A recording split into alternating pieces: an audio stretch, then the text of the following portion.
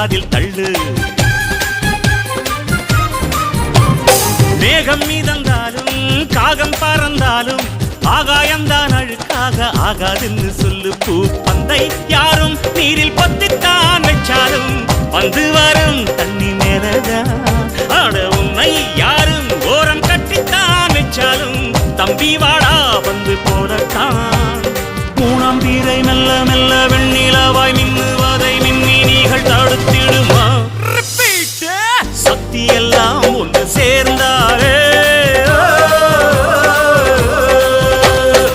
சொர்க்கம் வரும்.